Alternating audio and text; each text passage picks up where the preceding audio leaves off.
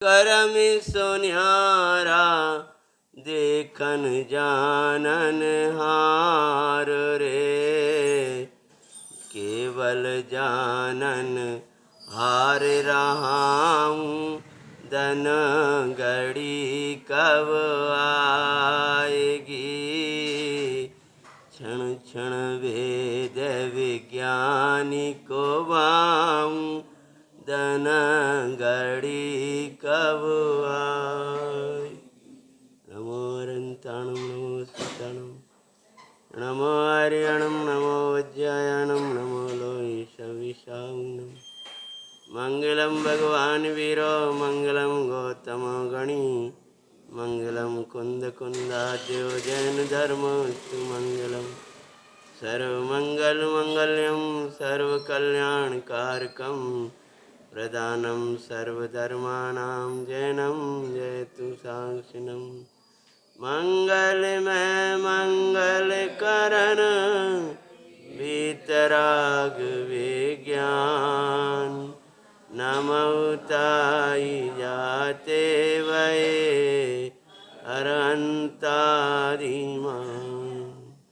करि मंगल करियो महा ग्रंथ करनी को काज, याते मिले समाज सब पावे निज।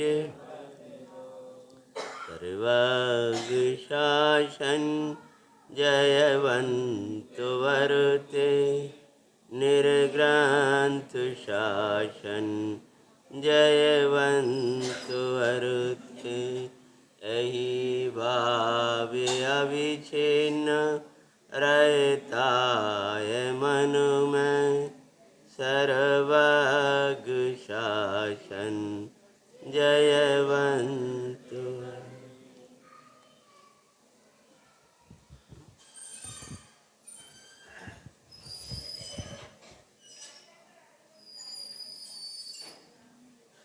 संयोग सर्व अनित्य हैं। अनित्य ही नहीं, अशरण भी हैं। जो अनित्य हैं वे ही अशरण हैं, और जब अनित्य और अशरण हैं, लेकिन जब तुझे दिखाई दें, जब तुझे शरण दिखाई दें, तो अनित्य तो है ही, अशरण तो है ही, असार भी हैं। और अनित्य और अशरण और असार के साथ साथ वे तेरे से अत्यंत भिन्न हैं, ऐसा तू मान। तेरा ज्ञान दर्शन शौक प्रभुता वही तेरे से अभिन्न है। वैसा अगर कोई विकल्प ना बने तो यहाँ से बैठ जाओ, जिससे किसी को भाव बनेगा वो बैठ जाएगा। प्रायः कर पहली लाइन में लोग कम बैठते न जाने ऐसा क्यों होता। तो अनित्य तो है ही, अशरण भी हैं, असार भी हैं, और तेरे से वे भिन्न हैं। और तेरा ज्ञान दर्शन ही तेरे अभिन्न है। ये भाई वे रागादिक की उत्पत्ति के कारक होने से मलिन हैं, वे आनंद के घातक हैं, यानी संबर के घातक हैं, निर्जरा के घातक हैं, और उनसे लोक में भ्रमण होता है। और वे तो अनंत बार मिले हैं, उनकी प्राप्ति की क्या चाह करता है। ये भाई वे सब पाप रूप हैं। ऐसी 12 भावनाओं को चिंतता हुआ भाई सेठ जिन दत्त जा रहा था। 12 भावनाओं का चिंतन, ये अनित्य तो है ही, अशरण भी हैं। जिनको सारे मान के भाई, रम राय जिन मैं तुम भाई, उनकी दशा यही लाखों भाई। अरे रे जिनको तू अपना मानता है, जिस संपदा को तू अपनी कहता है, उसको जाने में देर नहीं लगती। और उसी संपदा के कारण से अगर जरा सा भी उस संपदा का भोग करे तो तेरी मार लगे। अभी आज ही कोई आके बैठा है क्या? क्यों भैया आप आज ही बैठे हो? चलो अभी कहानी दोहराते हैं। हाँ, सेठ जिन दत्त की मांगलिक कथा की वाचना अपन कर रहे हैं, उसका ये द्वितीय दिन है। पहले दिन की कथा बांट चुके हैं। सेठ वहां से निकले हैं। एक धर्मात्मा सेठ थे, स्वास्थ्य कल्लाए थे ना। ऐसा कोई बात नहीं, नहीं आया तो कह देना, मैं कथा दोहरा दूंगा। मैं इसके लिए कोई प्रेजेंट या एब्सेंट ये कह रहा हूँ, ऐसा नहीं। अब जब सभी कल के ही हैं तो फिर उसमें 5-10 मिनट अलग से क्यों लगाऊं, बस ये सोचता हूँ। एक धर्मात्मा जिन दत्त सेठ गृहस्थी में रहते थे, लेकिन बड़े विरक्त भाव से रहते थे। बहुत संपदा थी उनके पास में भाई की, तो भी वे उस संपत्ति को अपना नहीं मानते थे। तुम तो आप तो आगे बैठो, आगे जगह हो तो। हाँ, हमें पूरे गर्दन घुमाना पड़े। हमें क्या है वो, हैं? हमें देखने की जरूरत ही नहीं पड़ती। चलो कोई बात नहीं।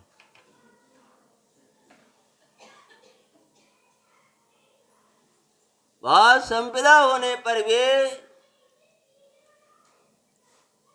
उसको परमाणु मात्र को अपना नहीं मानते थे।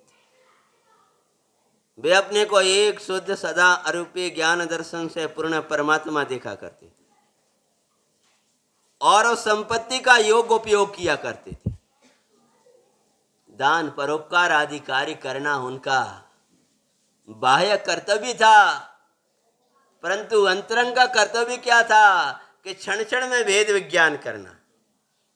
बड़े पंडित साहब कहते हैं, देव पूजा सट कर्माणी दिने दिने, इससे आगे भी बोलते हैं वो, ये तो बराबर है, इसकी स्थापना करते हैं। देव पूजा, गुरु उपासना, स्वाध्याय, संयम, तप और दान, ये ना करे तो वो श्रावक काय का।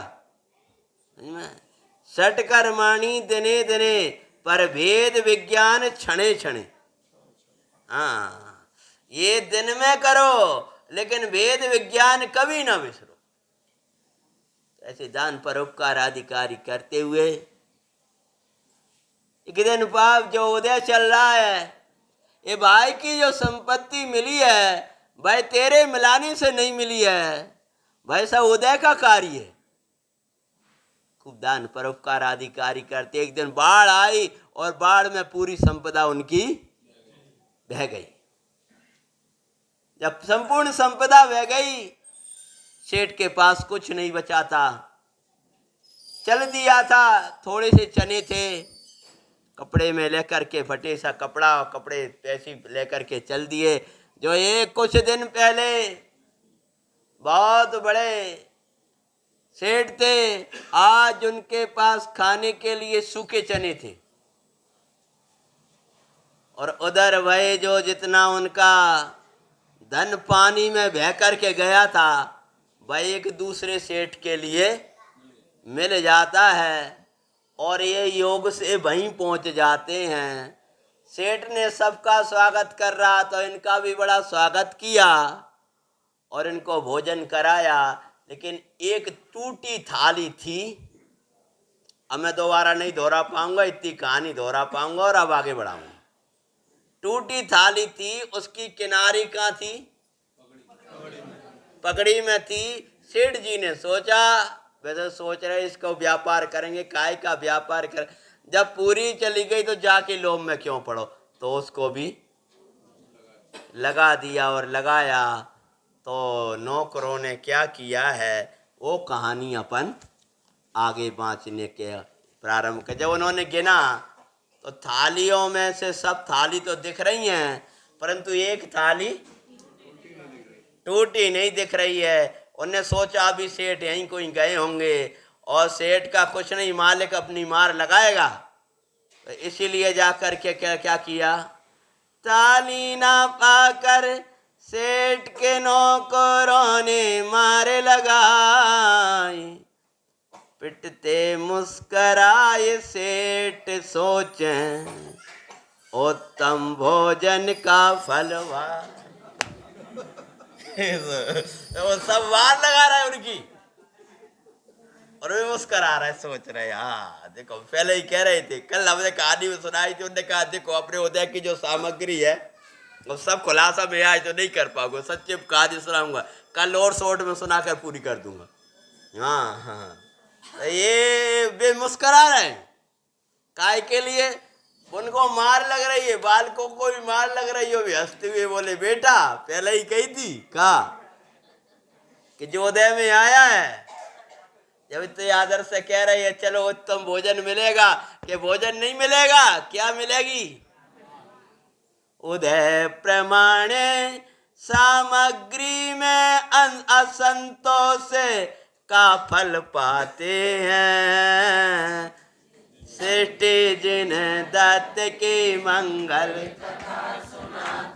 थोड़ी आवाज हो जाए हल्की सी।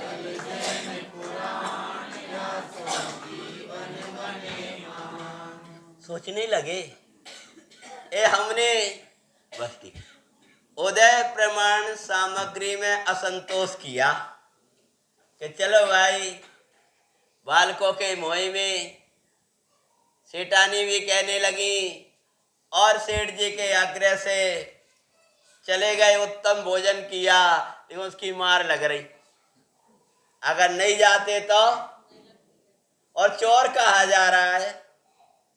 सेठ ने जैसे सेठ जी को पता चला, कौन से सेठ, वो मालिक, कि उनको मार लगा रही है जिनको वो जाए, वे दौड़े दौड़े गए, ये क्या कर रहे हैं, वो धर्मात्मा सेठ, उनको तो बड़े आग्रह से मैं लाया था, बोले कोई थाली नहीं मिली तो उन्होंने उनको नौकर समझाया, चोर समझाया, भैया वो चोर नहीं हो सकते, दौड़े दौड़े गए। सेठ ने सेवकों को दंडित था कीना,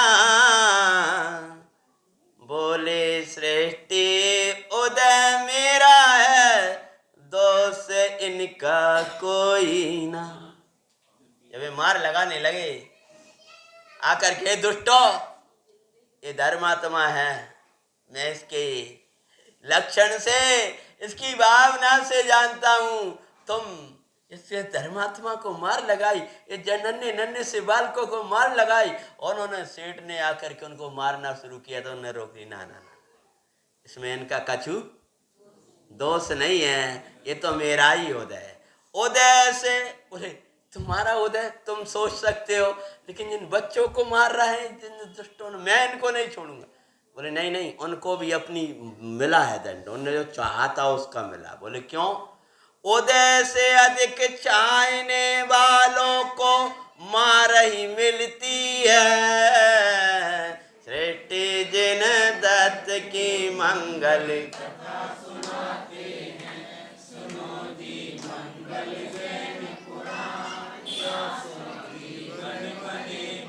देखो भाई, चारों अनियोगों का स्वाध्याय करे बिना प्रथमायों का रहस्य नहीं समझ पाओगे।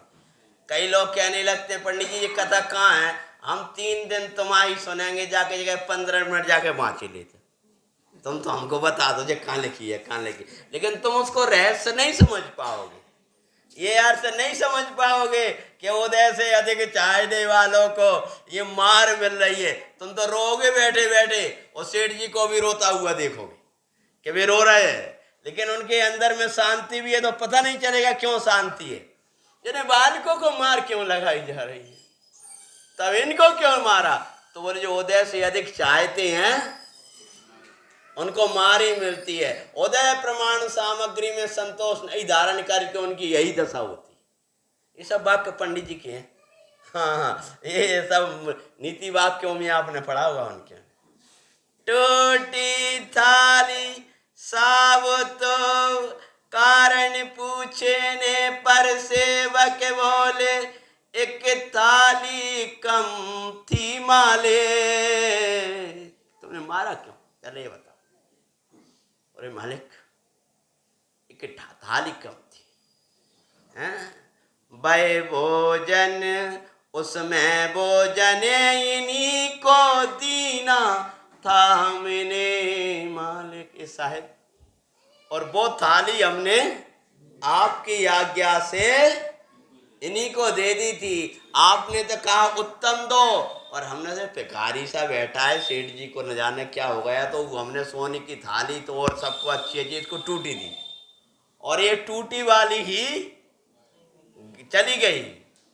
थाली स्वर्ण की 500 होंगी, सृष्टि कहते हैं। सृष्टि जिन दत्त की मंगल कथा सुनाते हैं।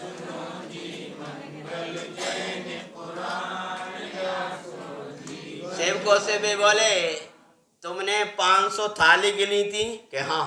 इन्हें कैसे पता, क्या क्या हमारी, अभी तो हमने गिनी नहीं है पूरी थालियां, अभी तो हमने अकेली टूटी थाली जो नहीं मिली दिख रही है, उसके लिए खोजी, बाद में गिनेंगे कितनी चली गई, कौन सी चली गई, अभी तो लेके भागी जाता है। लेकिन बोले तुम्हारे पास 500 थाली थी ना टूटी सहित, बोले हाँ, तो 500 है तुम्हारी। कितनी, ये आपको कैसे पता चला हैं? जब थाली उतनी है, टूटी थाली साबुत भई, मुझे रहस न तुम पूछो। तुम्हारी जो टूटी थाली थी वो क्या हो गई, मैं भोजन करने के लिए बैठा तो वो साबुत हो गई। बोले वो साबुत क्यों हो गई, अब तो सेठ पूछने लगे, जब थाली गिनवाई सामने तो कितनी मिली।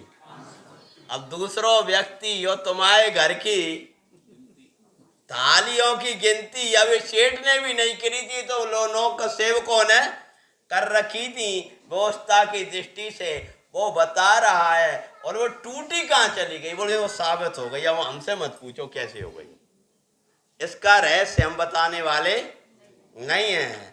आदर सेठ सेठ पूछ रहा है, तुम कारण इसका कहो, थाली उतनी है इसका कारण वो तो पूछते हैं। कथा सुनाते हैं, सुनो जी।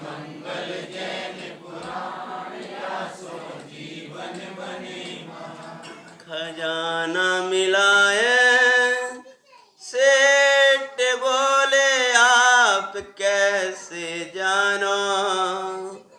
सेठ बोले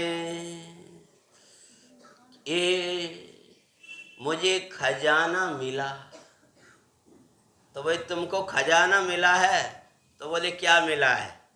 अब तो सामान्य चर्चा होने लगी, बोले इतनी थाली मिली, इतनी चांदी मिली है, इतना ये मिला है। सेठ को तो बड़ा स्नेह था ना, धर्मात्मा जान करके, धर्मात्मा पे पूरा विश्वास था, और अगर ऐसा भी हो तो मुझे काय का भी। सेठ तो डर ही नहीं रहे थे, सेठ तो सबको बता रहे थे क्या मिला है, कि भाई ये कुछ वस्त्र मिले हैं, इनमें कुछ खजाना है, ये थाली है, ये है, जो पूछता था बता रहे थे, उन्होंने बता दिया। बोले कुछ वस्त्र मिले हैं, तो बोले वस्त्र मिले हैं, बोले हाँ। बोले वस्त्रों में तो सोना चांदी और वो और हीरा जवाहरात अंदर अंदर होंगे उनके, के अंदर हमें क्या मालूम। हाँ, तो खुलवाए तो उनमें क्या निकल रहा है, बोले इसमें हीरा है, इसमें पन्ना है, इसमें मूंगा है, वो सब जो कपड़े आ गए ना निकल कर फटे फटे में, ऊपर से तो फटे थे, कपड़ा खराब से थे, और भीतर तो उनके हीरा पन्ना मोती माणिक झर पड़ा, ऐसी ऊपर ये पर्याय दिखाई दे रही है, भीतर अंत गुण का खजाना है। ये गुरु महाराज जी इसका रहस्य जानते हैं, समझ में आया। केवल दर्शन ज्ञान सुख, केवल शक्ति स्वभाव जो, मैं हूँ वही है चिंतवन होता निरंतर ज्ञानी। प्रभु तुमको निगोदिया दिखता है, तुमको नारकी दिखता है, तुमको त्रियंच दिखता है, तुमको वो पानी में तड़पता हुआ जीव दिखता है। भगवान को केवल ज्ञान की खान दिखता है। जैसे उनको तो कपड़े फटे फटाए दिख रहे थे, लेकिन उन कपड़ों फटों में तो उन सेठ ने रहस्य खोल दिया कि इनको झराओ, ये फटे कपड़े नहीं है, इनके अंदर क्या है। बोलो कहानी वाले कहानी तो बोल दो कि जवाहरात है, पन्ना है, मूगा है, बड़े बड़े रत्न हैं, और बे वाले तो सेठ को पता ही नहीं थी जब वो झरझर झरा है। सेठ देखते रह गए, फिर बोलते हैं देखो भाई अब तुम्हारा खजाना तो बराबर है ना, कुछ गया तो नहीं है। बोले यहाँ तो हमें जाने दो। जब वे जाने लगे तब बोलते हैं आप तो पहले ये बताओ इसका रहस्य क्या है। मतलब क्या, ये आप कैसे जान रहे हो। रहस्य न पूछो तो तुम्हें विश्वास नहीं होगा, कैसे कहूं इसका पति मैं था कौन मानेगा। आज दरिद्र दशा मेरी लग कोई ये स्वीकार न करते हैं, ये जिन दत्त के मंगल सुनाते हैं। सुनो जी मंगल जैन पुराण या सुन जीवन बने महान। सच बोलता हूँ आपको, द्रव्यानुग के जो द्रव्यानुग के रसियाँ उन सभी मैं कह रहा हूँ, आपको ये सूक्ष्म सिद्धांतों का बड़े आह्लाद पूर्वक रहस्य समझना है तो इन प्रथमानुग की कथाओं को क्रमिक वाचो। और अगर आप बीच में आधा अधूरा सुनोगे ना कथा का, तो जो रहस्य बताना चाहते वो रहस्य में भी मजा नहीं आएगा। समझ में आया? अब वो आदि कथा में भी वो कथा का सहारा ले लेता हूँ, फिर मुझे प्रभु की प्रसाद से सारे रहस्य ये द्रव्यानुग की सब गाथाएं याद आती। या हाँ, ये कौन माने कि मैं मालिक हूँ, ये द्रव्य कर्म भाव कर्म नौ कर्म की ऐसी दशा, ऐसी दुर्दशा में। अरे रे, कोई ज्ञानी जब कहता है कि मैं सिद्ध पर्यायों की खान हूँ, तो कौन माने ऐसी दशा में। अतः ज्ञानी तो अपनी लघुता का ही बखान करते, अंदर में अनंत प्रभुता का वेदन करते हैं। स्वभाव के सन्मुख में कैसे टिकेगी, ऐसी कोई अद्भुत ज्ञाता भाव को लगते हैं, लेकिन बाहर में तो लघुता ही बोलते हैं।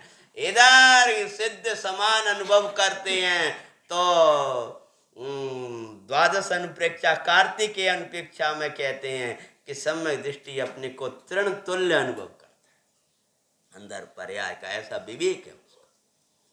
तो वे बोले देखो इसके रहस्य को तुम खुलवाओ मती हमसे, क्योंकि कोई इसका विश्वास करने वाला नहीं है। सेठ जी बोले कोई करे कि न करे, मालिक तो मैं हूँ, और आप कहो कि ना कहो मुझे तो विश्वास हो गया है। क्या हो गया बोलो भैया, कहानी वाले भूल गए आज, कह रहा जो बड़ी बड़ी चर्चा कर रहे हो। क्या विश्वास हो गया। एक खजाना वाला मालिक तो यही है, ये संपत्ति इसी की है, ऐसी है पंचम काल की जीवो, विश्वास करो कि ना करो।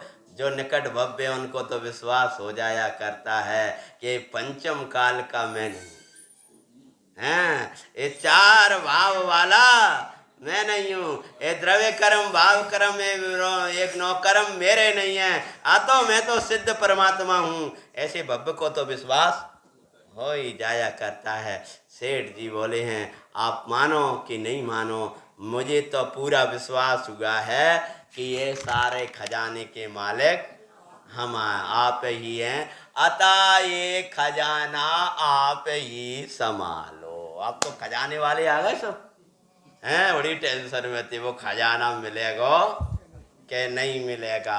अरे तुम्हें अपनो खजाना मिला कि नहीं मिला, पहले ये देख लेना। तब बोले तुम्हारी संपदा तुम ही संभालो, जिन दत्त ने मना किया। क्या बोले? किसको तुम संभालो? तो तुम्हारी संपत्ति जो है वो क्या करो? बोलो तुम ही संभालो। अरे तुम्हारे उदय की संपदा तुम्हें को मिली, मेरा पाप उदय महा मेरे पास रह सके भाई पुण्य ना हम तो लखते हैं, जिन्हें दत्त की मंगल कथा सुनाते हैं, सुनो जी मंगल जैन पुराण या सो जीवन बने। देखो सृष्टिवर, मेरे पास इतना ही उदय था कि मैं सूखे चने खा सकूं, लेकिन तुम्हारे आग्रह से मैंने उत्तम भोजन किया, ताका फल पीठ पे देखो छिल गई। क्यों? उन्होंने आकर के सीधे हंटरों से मारा था, हम ज्यादा वर्णन नहीं कर पाए। सीधे हंटरों से मार लगाना शुरू किया था। थाली कहाँ है? टूटी टूटी थाली कहाँ है? टूटी थाली कहाँ है? और बालकों ने जब रोका तो 2-4 उनमें पड़ गए थे, लेकिन सबसे ज्यादा मार तो किन में लगी थी? क्यों? अरे उदय तो ठीक है, कहानी में से बोलो, ये वाले तो मैं बताऊंगा। थाली तो उन्हीं को परोसी थी ना। अरे बिन्ने नहीं, वो ने जोड़ा, वो भी किसी ने देखा नहीं था। थाली उन्हीं को मिली थी। कौन सी वाली? सोने वाली। जे सेठ जी है मालिक, इनको सोने की थाली में खिलाओ। अब भी कह रहे सोने लायक अब नहीं है, पुण्य के लायक। तुम जितना पुण्य है उतना ही चाहो, पुण्य से अधिक चाहोगे तो मार पाओगे, और मार लगती है भाई। हाँ, इसलिए अपनी जो उदय की सामग्री अपने पास आ गई। कई बार क्या करते, दूसरे की थाली जाना देखते, देखो इनको दे दी, इनको ये मिल गया, पड़ोसी को मिल गया, वो ही धंधा हम कर रहे हैं गोरा, वो ही कहीं तुम कर रहे हैं भैया जी, इनको खूब फायदा होता है, हम ऐसे ही बैठे हैं। तुम्हारी बात नहीं कर रहे, हम तो उदाहरण दे रहे। उधर उधर मत देखो, जो उदय की सामग्री आई वो मेरे उदय की मेरे पास आई।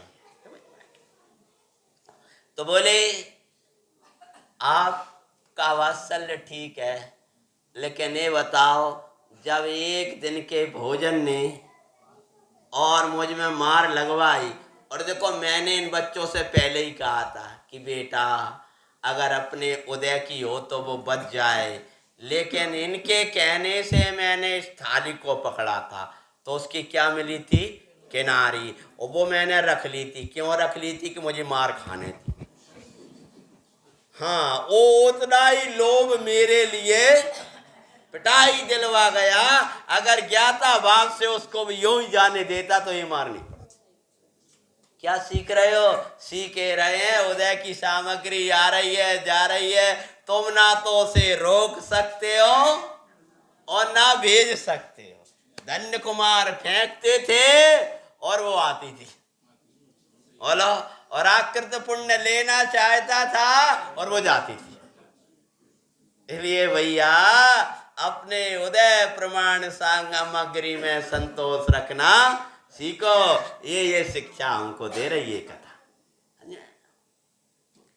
तुम्हारी बहुआग्रह किया, जाने लगे, पर जिन दत्त ने बहुआग्रह किया, पर जिन दत्त ने नहीं स्वीकारा, अतिथि बन कर रहो बहुत विनयता का।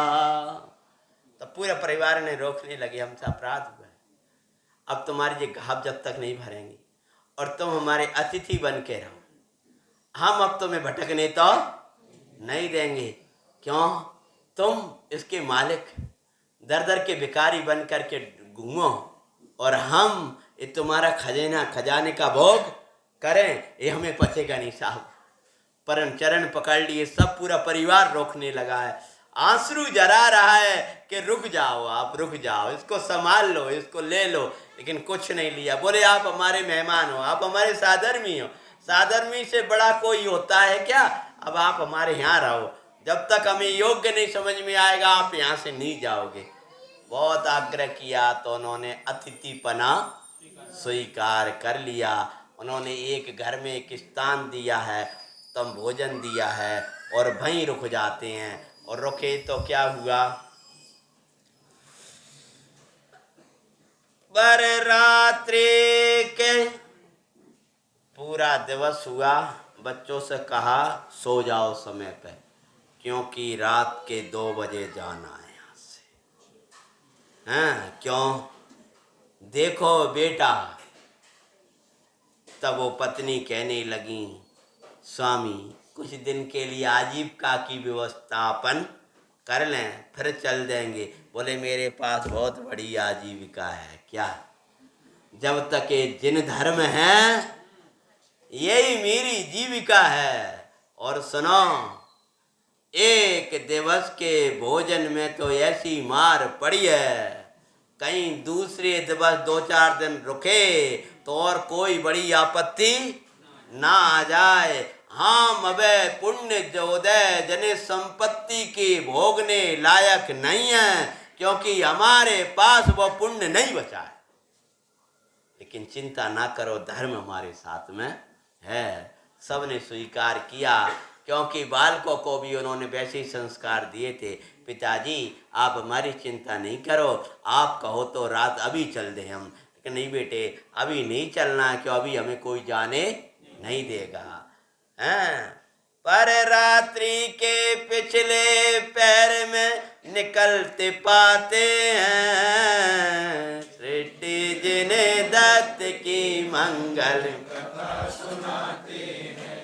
सुनो जी मंगल जैन पुराण, राष्ट्रो जीवन बने महान। एक सेठ थे जिनदत्त, जो बड़े धर्मात्मा थे, दान आदि दिया करते थे। उनकी संपूर्ण संपदा कोई बहकर चली गई और दूसरे सेठ को मिल गई है। वे सेठ उनको बड़े आदर से वो संपत्ति दे रहे हैं, लेकिन उन्होंने उसको स्वीकार नहीं किया है और विदेश के लिए गमन कर दिया। साथ में परम पूज्य जैन शासन को लिए हुए थे। मेरे जैन शासन तू ही है प्राण, मेरा जैन शासन, मेरे जैन शासन तू ही है प्राण, मेरे जैन शासन। तेरी आन न जाने देंगे, तेरी शान न जाने देंगे, तेरे खातिर ओ मेरे भगवन अपने नश्वर प्राण तजेंगे। महामहिम शासन तू ही है प्राण, मेरा जैन मेरे जैन शासन तू ही है प्राण, मेरा जैन। पापी उदय कैसा भी आए, कभी दुखी ना होंगे। शान बना, पाप का उदय आए, बीमारियां आए, रोग आए, शोक आए, और हम कैसे रहेंगे बोलो? प्रसन्न रहेंगे, तब ये शान है। कौन भैया ऐसी उदय में जो प्रसन्न कैसे हैं? इसका आधार कौन है बोलो? हाँ, पुण्य उदय कैसा भी आए, उसमें मगन न होंगे। पाप पुण्य से पारे आत्मा लखेंगे जिन शासन, मेरे जैन शासन तू ही है प्राण, मेरा जैन शासन। तेरी आनी न जानी देंगे, तेरी शान न जाने देंगे, इसके खातिर या मेरे भगवन अपने नश्वर प्राण। अहिंसा, सत्य, आचौर्य, शील, ईमानदारी, ये सब जैन शासन की बाह्य प्राण हैं। अंतर में शुद्धात्मा का श्रद्धान, ज्ञान, आचरण, ये अंतरंग प्राण है, ये प्राण अपने संभाले रखना, जैन शासन का सदा साथ रखना। हाँ, तुम्हारी प्रसन्नता कभी नहीं जाने वाली, जिन शासन को, जिन धर्म को अपना साथ रखना। चले जा रहे थे तीनों चारों प्राणी, तीनों थे कि चारों थे? हाँ, तो भूल गए कितने थे? दो बेटे, एक का नाम जिनपाल, एक का नाम जिनरक्षित। क्या नाम था? हाँ, नाम याद रखता हूँ, मैं भूल सकता हूँ, यही नाम आप बताते चलना। क्या क्या? जिनपाल और जिनरक्षित। और सेठ जी का नाम? जिनदत्त सेठ। सेठानी जी का नाम मुझे मिला नहीं।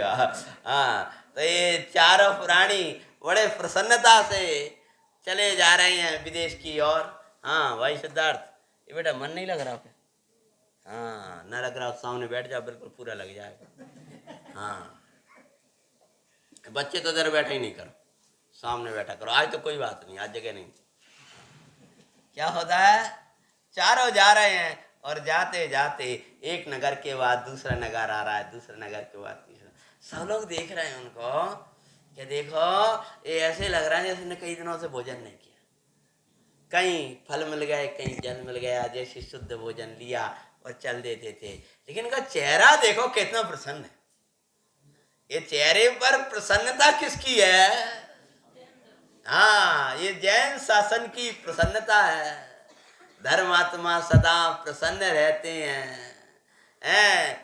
जो जिन धर्मी सो दुखी नाही, और जो दुखी सो जिन धर्मी ना। जिन धर्मी कभी दुखी नहीं होते हैं।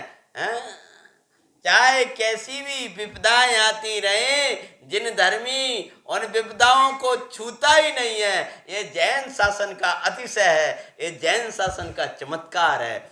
एक नगर के बाद दूसरे नगर पहुंचती उन्हें कहीं जीविका नहीं मिल रही थी, जो इस शरीर का संचालन कर सकें, ऐसी कोई योग्य जीविका देने वाला उनको नहीं मिला। भूखा प्यासे होते हुए एक नगर में पहुंच जाते हैं। भूखे प्यासे चल रहे, साथ में धर्म ही साथ में धर्म का मंगल साथ। दोनों बालक भी न थकते हुए प्रभु भक्ति का करें जा।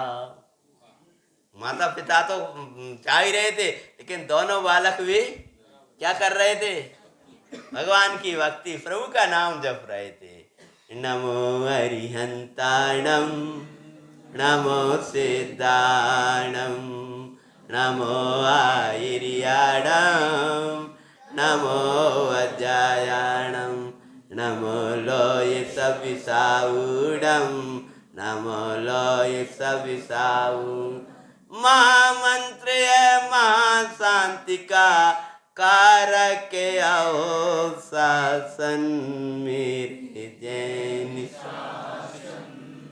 तू ही है प्राण मेरा जैन, तेरी आन न जाने देंगे, तेरी शान न जाने देंगे।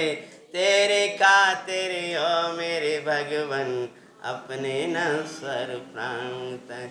महामहिम शासन, तू ही है प्राण मेरा जैन।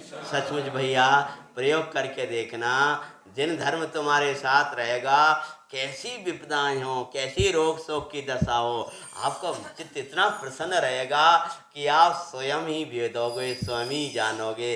जैसे 206 गाथा में आचार्य भगवान कहते हैं, तू अपने में रत हो जा, संतुष्ट हो जा, तृप्त हो जा, उस सुख को तू ही जानेगा।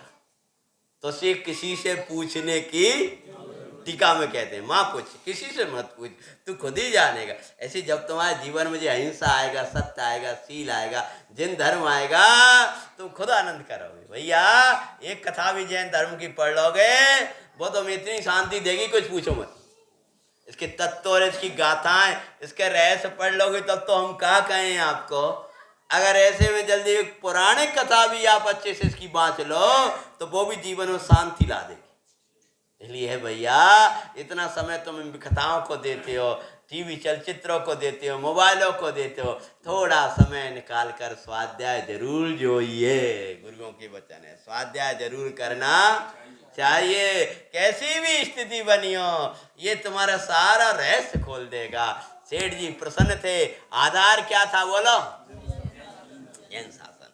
जिन धर्म का आधार था, अगर जिन धर्म तेरे साथ में तो तू सदा प्रसन्न है। अरे मौत आ रही होगी, तू आनंद कर रहा होगा। लोग चमड़ी उतार रहे होंगे, तू आनंद कर रहा होगा। क्या क्या होगा साथ में जी? अरे बोलो, जैन शासन। मेरे जैन शासन तू ही है प्राण। एक जगह तो इतने छोटे छोटे बच्चे बोलते हुए जाते थे यही वाला, तू ही है प्राण मेरा जैन शासन। तो मुझे बहुत अच्छा लगता था, हैं? भूखे प्याये के नगर में पहुंचे, एक सेठ के यहाँ सेवक हुए दिखाते हैं। सेठी जिन दत्त का मंगल चरित सुनाते हैं। सुनो जी मंगल जैन पुराण। सेठ जी की बुद्धि देख करके उस सेठ ने इनको मुनीमगिरी पर रख लिया। किनको? जिसके हजारों मुनीम थे, आज वो दूसरे के घर में काय पर रखे हो गए? मुनीमगिरी से रखे हो गए। सेठानी जी उस सेठ के यहाँ पर भोजन बनाने लगी। दोनों बालक भी उनके जल पानी वगैरह ला ला के देते थे, छोटे छोटे काम किया करते थे।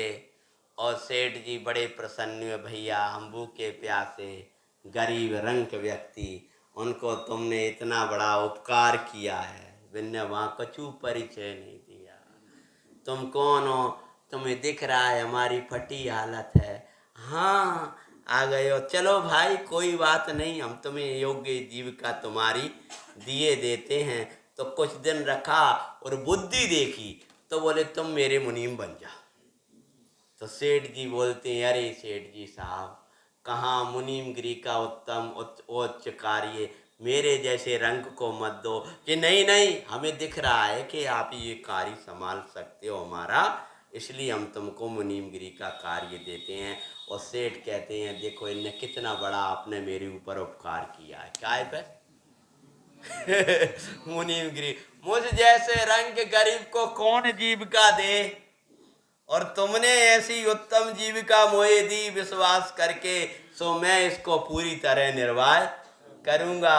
और बड़े प्रसन्नता के साथ में एक झोंपड़ी सी घर दे दिया छोटा सा, वो वहाँ ले करके प्रभु का नाम जपते हुए प्रसन्न रहते थे।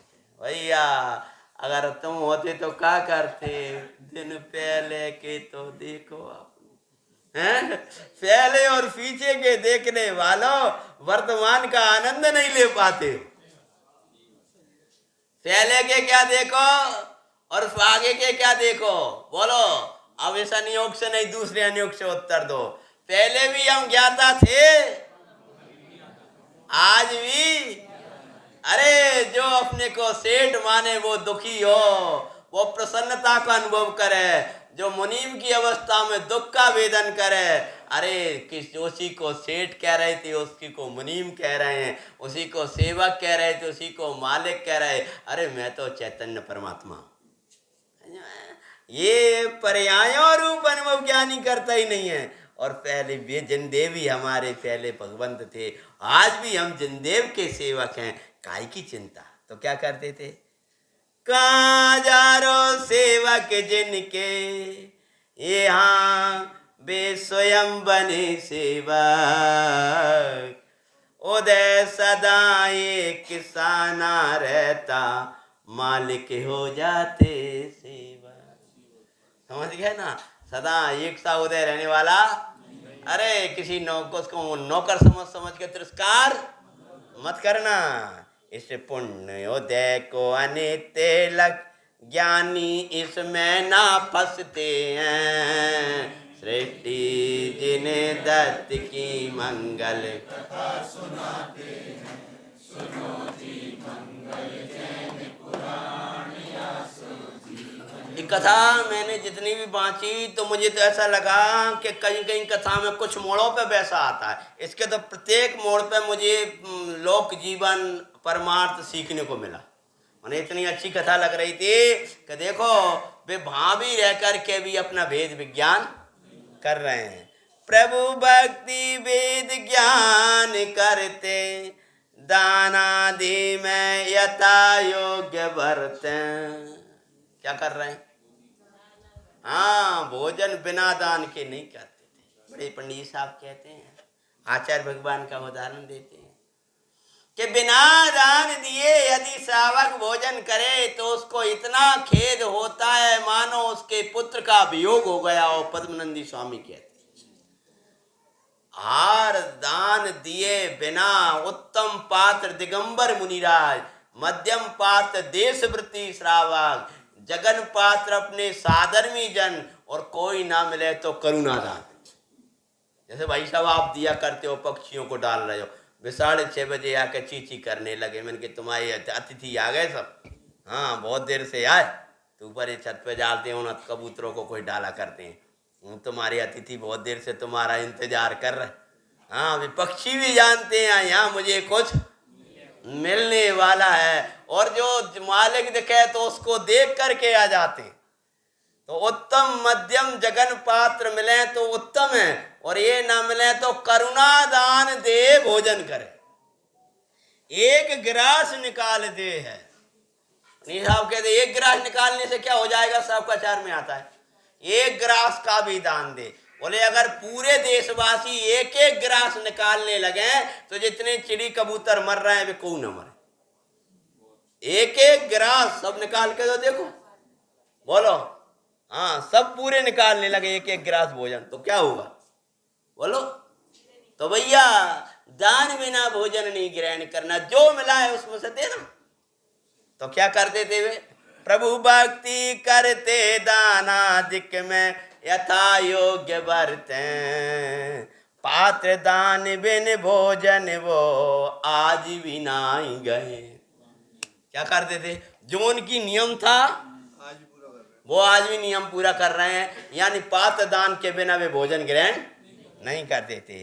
दान सामग्री का मोह ताजना शिक्षा पाते हैं, जिन्हें दत्त की मंगल चरित सुनाते हैं। सुनो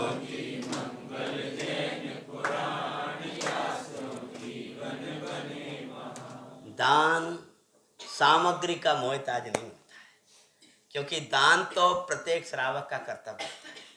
और पता है, बड़े दान दाता हमारे पुराणों में अकृत पुण्य हो गया था जिसके पास एक कटोरा खीर थी। इसलिए मैं सोचो हमारे पास कुछ नहीं है, हमारे पास कुछ नहीं है, जो है उसी में से दो। क्यों क्या करते हो? ऐसा करते हो बड़े प्रसन्न थे।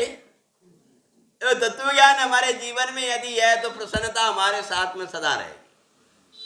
एक बार जिन दत्त जंगल को गया, एक वृक्ष था दिखा, देवी आवाज सुनाई दी, रूप दो पक्षी का सनी मुखी था। एक बार सेठ जी जंगल में किसी कार्यवश गए। सेठ ने कहा, या कोई ऐसे कार्य से उस जंगल में गए, और जंगल में जाते जाते एक वृक्ष मिला है। उस वृक्ष पर दो पक्षी बैठे। कौन? वे दो पक्षी नहीं थे, वे देव थे। उन देवों ने किसका रूप धारण किया था? पक्षी का रूप धारण किया था। उस वृक्ष में दो पत्रों को बनाया था, और वे कहते हैं, ये सृष्टिवर उपकारक वृक्ष है, क्यों छोड़ के जाते हैं, सृष्टि जिन दत्त की मंगल कथा सुनाते हैं, सुनो जी मंगल जैन पुराण, या सो जीवन बने प्रथम पत्र। इसका क्यों छोड़ के जा रहे हैं आप? ये पेड़ तो बड़े भाग्य से मिलता है। वे दोनों पक्षी चहक चहक करके ऐसा कहने लगे और उन पक्षियों की आवाज सेठ को बराबर समझ में आ रही है।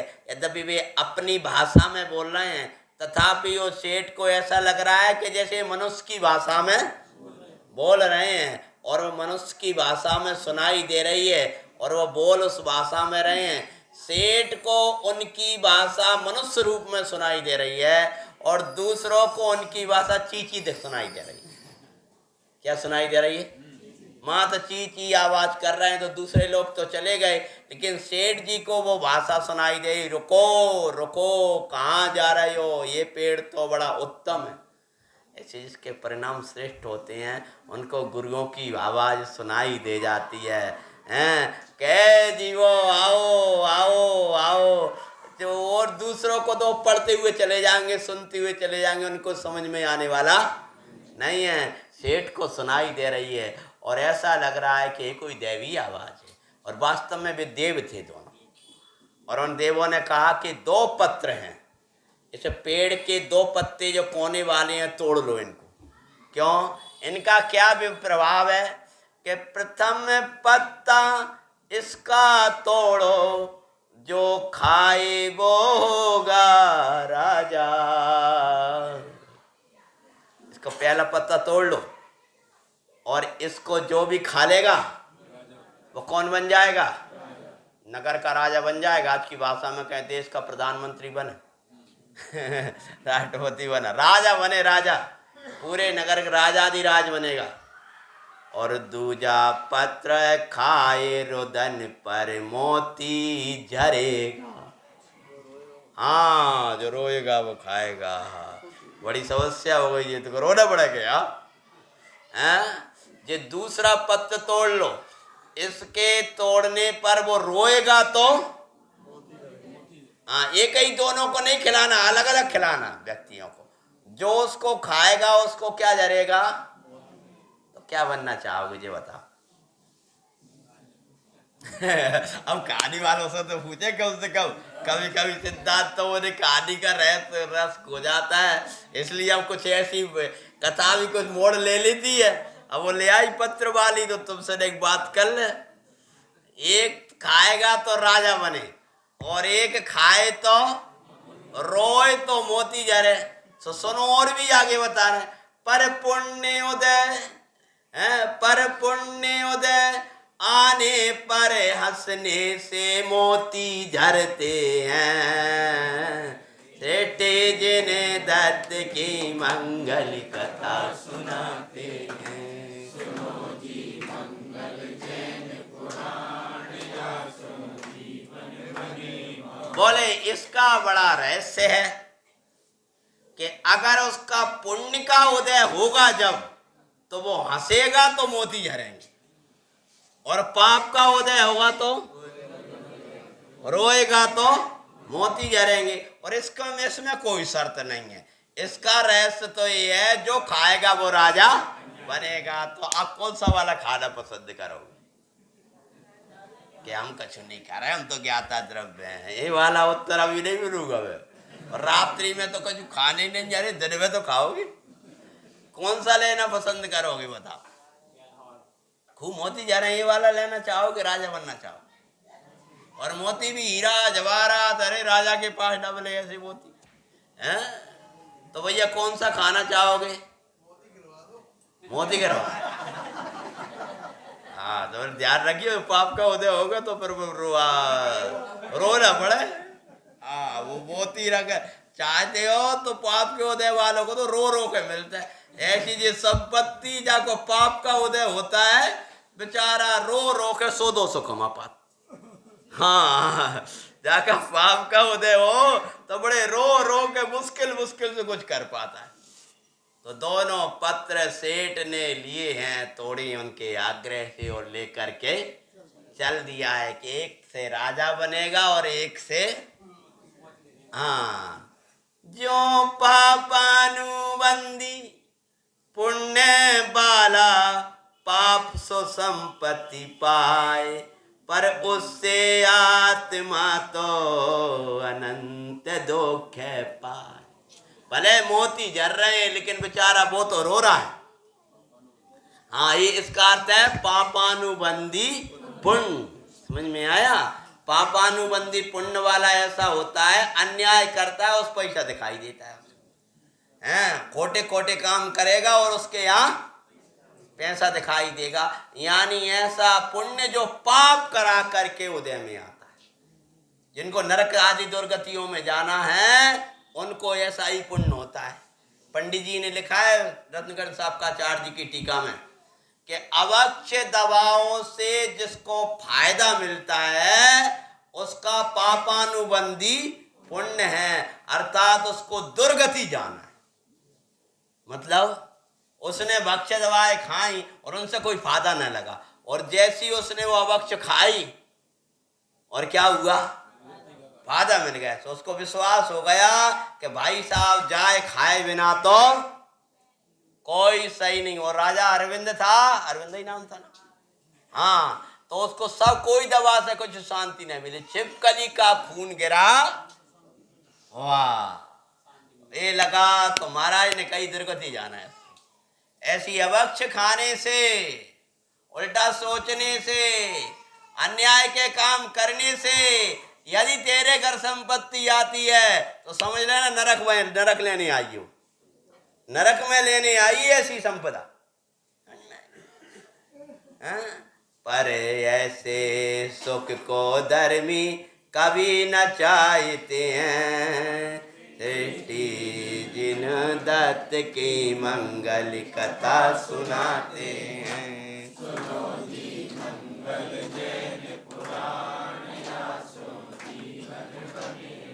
अब आप ये बताइए, अभी मैं लूँगा 4 मिनट तो, आप ये बताइए, वैसे मैं यहीं छोड़ दूँ तो वो भी दिक्कत नहीं मुझे, लेकिन कथा बहुत लंबी है, आज थोड़ी बढ़ा दूँ मैं।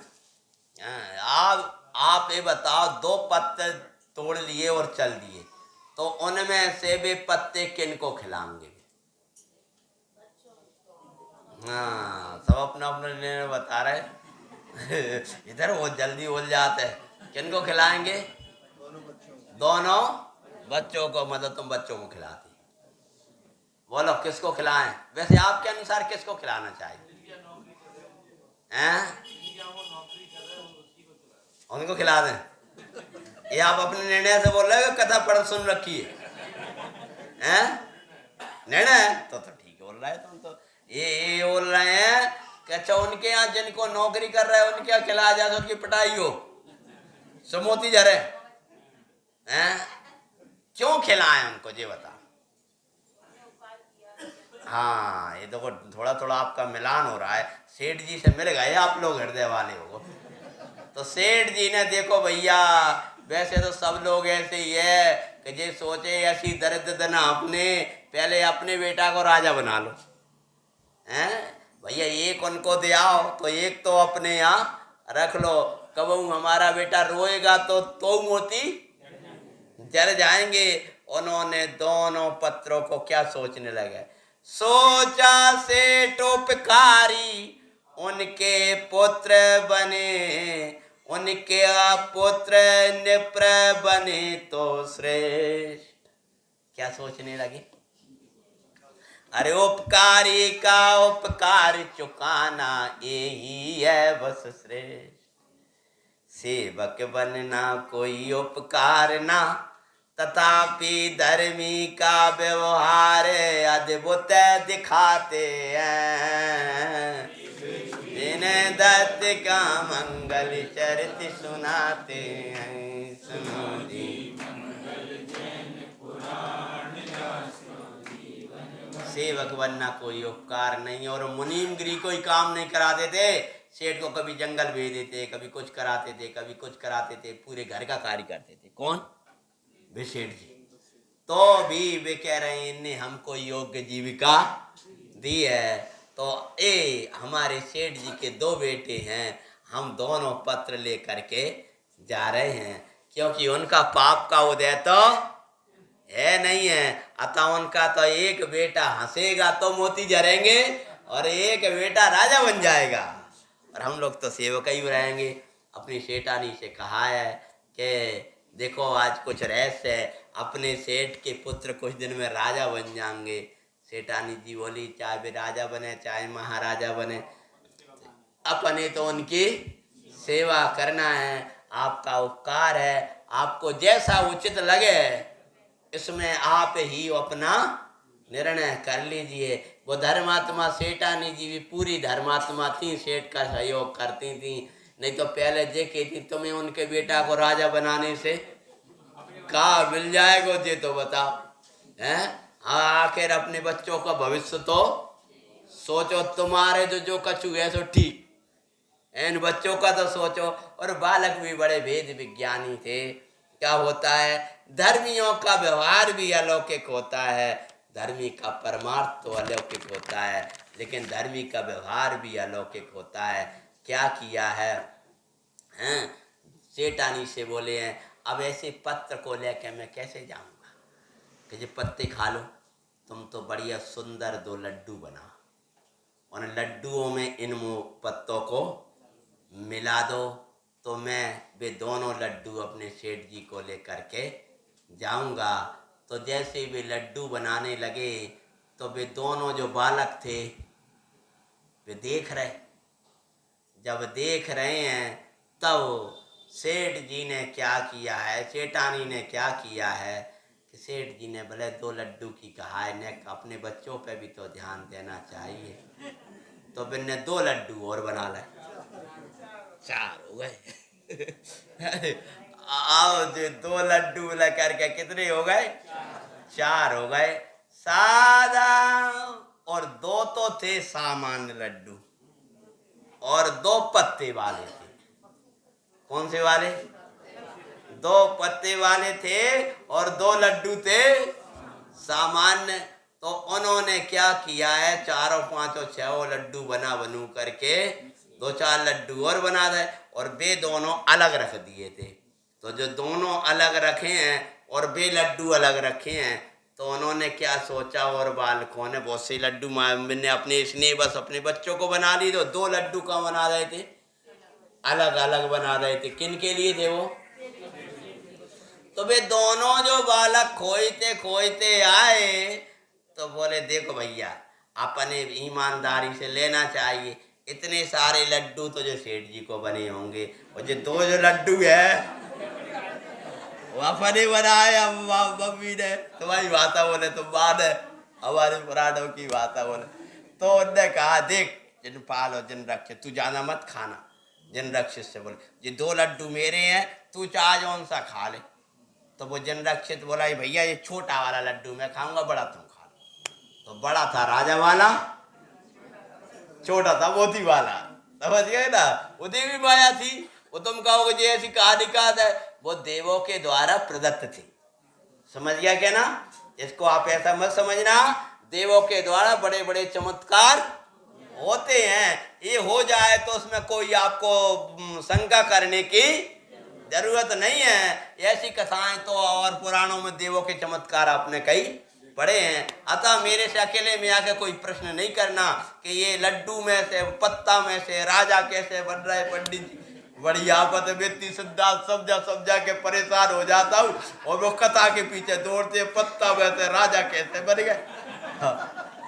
तो इसलिए आपने कह दिया वो पत्ते भी ऐसे होते हैं कि राजा बना दे साहब। अब मेरा वाता खाते तो मेरे के वो देवी चमत्कार है ना, देवों ने किया, वो देवों के द्वारा थी, इसलिए वो उनको तो वो ये देना था कि ये सेठ के दोनों पुत्र जो हैं वो राजा बन जाए, और एक मोती जराएगा पुण्योदय आए, जो राजा बनेगा तो उसका जो भाई होगा तो वो कौन बनेगा, पुण्योदय होगा, तो अपने आप ही मोती उसके झरने लगेंगे। और वर्तमान में कोई कारण से रुदन आएगा तो मोती मिलेंगे, क्या को विकल्प करें हम।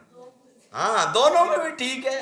तो ये करके उन्होंने वो दे दिए थे, और वास्तव में जिस निमित्त से दए वो ही निमित्त हुआ, क्योंकि वहां देवी ही माया थी। समझ में आया, सेठानी जी का पूरा दिमाग घूम गया कि बच्चों के लिए लड्डू बनाओ। तो अब सेठ जी आए तो सेठ जी ने देखा, बाद में उन्होंने क्या किया, उन्होंने भूख में 2 लड्डू खा लाए और फिर 2 लड्डू उन्होंने अलग कर दिए। कौन ने? सेठ जी ने नहीं, बच्चों ने। उसमें से मिला करके जैसे सजे धजे आते, बोले भूख में अपन खा तो गए लेकिन अपन ने गलत किया भैया, क्योंकि माँ लड्डू देती तभी अपन को लेना था और अपन ने बहुत बड़ी गलती की। बोले अब 2 लड्डू अलग रख दो, जब माँ देंगी तब अपन क्षमा मांग कर कह देंगे कि माँ हमने तो लड्डू खा लिए। अब इधर क्या होता है, उनने भी दोनों लड्डू खाए और सेठ जी ने भी 2 लड्डू अलग दे दिए। कौन से वाले? हाँ, वे सादा वाले। सो उठा करके चल गए। कहाँ के लिए? सेठ को देने के लिए। तो उधर क्या किया, उधर दोनों लड्डू दोनों बालकों ने खाए, जिन दास नृपयों ने भाई। दोनों लड्डू उन्होंने खा लिए। अब खा लिए तो उसके बाद क्या होता है, सादा लड्डू गलती से जिन दांत ले लिए, समझा सेठ को रस में भेंट करो दिए। लागा कैसे क्या, तो मूंग के लड्डू आज की भाषा में कहें काले काले समा। हे सेठ जी, कोई मोतीचूर के लड्डू नहीं, ये हमारे यहाँ सादा मूंग थी। मूंग जानते हो नहीं? हाँ, तो उसके ऐसे सामान्य लड्डू। अरे लड्डू सेठ को लग रहा है, सेठ तो सेठ था, वो कोई धर्मात्मा नहीं था। वो वाला सेठ तो धर्मात्मा था, ये तो सेठ ही है, ये श्रेष्ठ नहीं है। इसके अंदर कोई देवसात गुरु हो ऐसा नहीं है, ये तो नौकरों जैसे काम कराता था। हाँ, ये कोई इसको दया हो ऐसा नहीं है, ये तो बुद्धि जान का मुनीमी का काम कराता आता था और तो बहुत कार्य कराता, जीविका थोड़ी देता था, और तो भी ये उपकार मानते थे, समझ में। तो जैसे ही सेठ ने कहा कि देखो साहब, ये मैं आपको इसलिए दे रहा हूँ कि एक लड्डू ये आपके दोनों बालक राजा बन जाए, और एक खाएगा तो अगर पाप का उदय होगा तो रोने पर क्या होगा, और अगर पुण्य उदय होगा तो हंसने पर मोती झरेंगे। सेठ ने कहा, उसने सोचा होगा कोई रहस्य। बोले ऐसे 2 पक्षी बोले, देवी आवाज थी। सेठ ने प्रसन्न होकर लोभ बस वे दोनों के दोनों लड्डू ले लिए और अपने एक बालक को खिला दिया, अब दूसरे को खिलाया। अब क्या पता, सेठ तो चले आए, अब उसको इसका हंसवाया तो वो हंसा तो लड्डू मोती नहीं गिरे। सेठ ने कहा मर गए रे, हमारा तो पाप का उदय चल रहा है। फिर उसने रुलाना शुरू किया तो वो रोए ना, उसके लिए उन्होंने खूब लगे बार कर करके वो बेचारा रोने लगा खूब जोर से। और सेठानी को इतने प्राण प्यारे थे तो बे उसके बाहर लगाई तो बे आई दौड़ी, अरे मार डाला हमारे बेटा को तुमने, क्या तुम्हें हो क्या गया। और जब कछु नहीं गिरा तो उसने कहा दुष्ट सेठ ने मेरे साथ धोखा किया, मेरे बालक को मरोलवाया और मैंने तो बालक लोग में खूब मार डाला, खूब मारा, खूब रोया हंसाया, लेकिन कुछ नहीं।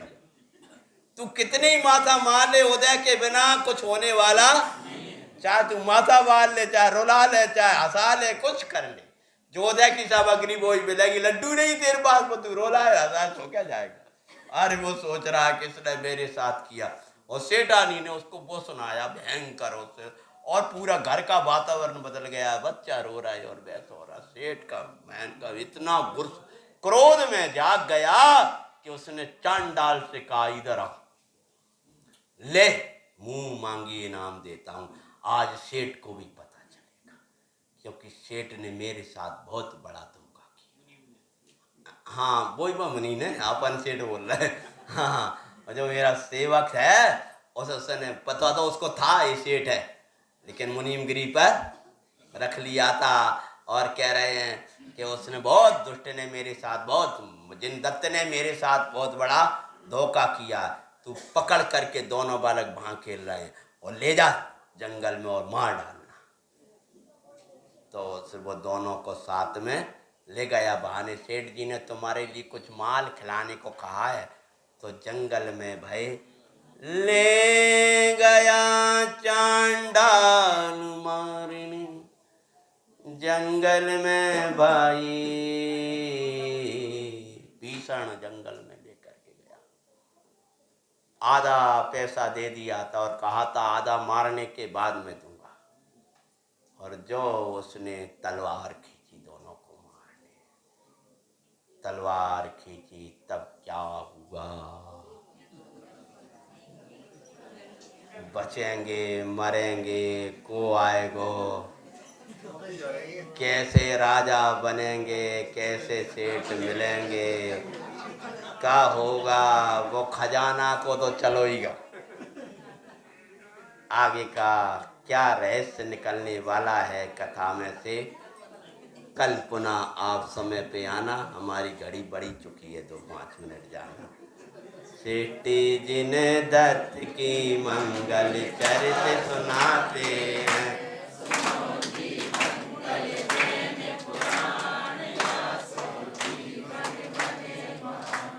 कल प्रातः का अपना विषय अलग चलता है। संध्या की बेला में इस कथा को अपन ने कल पूरा करना है, अतः आप समय पर आरंभ करें। ओम नमः शिवाय। निधि निधि